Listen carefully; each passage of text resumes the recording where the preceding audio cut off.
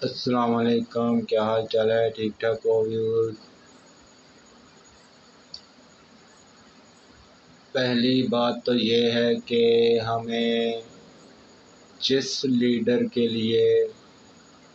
Leader نے ہمیں آزادی دی، ہمیں یہ پیارا وطن دیا اور ہمارے لیے سارے قانون بنائے اور سارا سسٹم بنایا، آج ہم اس لیڈر کو بھول چکے ہیں۔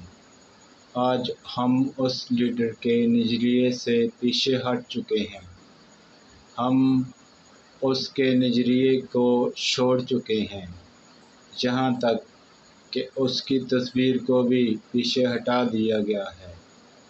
آج ملک بھر میں یہی خبریں چل رہی ہیں کہ اسرائیل کے معاملے میں پاکستان اسرائیل کو تسلیم کرنے جا رہا ہے، تو یہ بہت ہی غلط اور گھٹیا بات ہے۔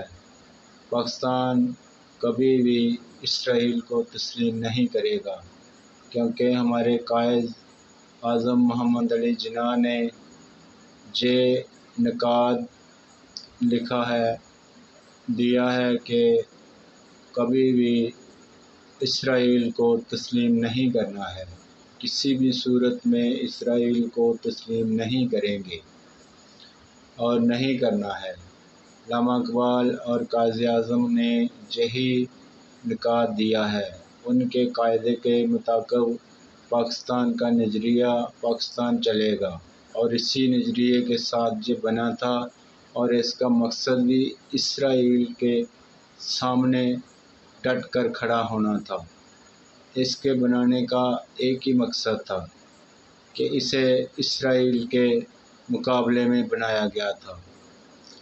تو اب جو لوگ یہ سوچتے ہیں کہ ہم اسرائیل سے کاروباری لین دین کر لیں گے اور اسرائیل سے ہمارے اچھے تعلق ہو جائیں گے، تو وہ بالکل ایک غلط فہمی میں ہے۔ ہمارے نبی نے بھی ہمیں یہ بات بتا دی تھی کہ اسرائیل کبھی بھی ہمارا دوست نہیں رہا، نہ ہی عیسائی اور نہ ہی اسرائیل، یہ دونوں ہی ملک ہمارے حق میں کبھی نہیں ہیں۔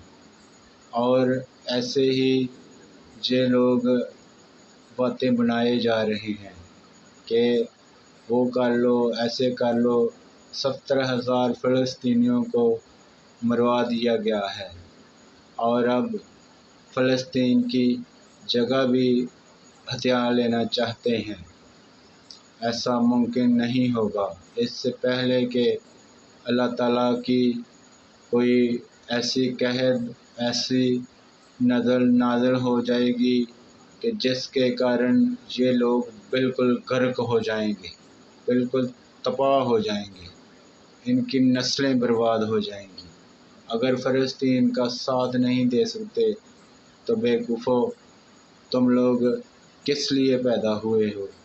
یہاں تو اتنے زیادہ مولوی، اتنے زیادہ ملا دعویٰ کرتے ہیں کہ ہم تو دین کے ٹھیکیدار ہیں۔ آج وہ کہاں ہیں؟ آج وہ منہ میں انگلیاں لے کر بیٹھے ہوئے ہیں، ابھی تک نہیں بات کر رہے، ابھی تک کسی نے کوئی بات نہیں کی ہے۔